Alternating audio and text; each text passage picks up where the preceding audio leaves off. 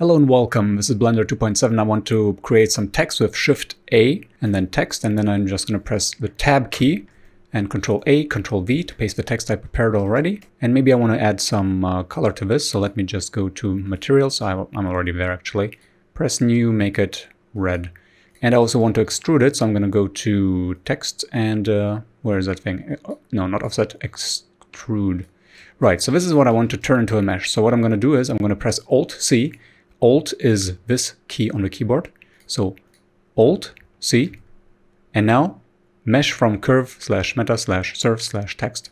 This is a mesh now. I can export it as a mesh. I can scale it like a mesh. It's a mesh. All you got to do now is like save as, and then just give it a name like sub27. Or you can export it like file, export OBJ, and just press export OBJ.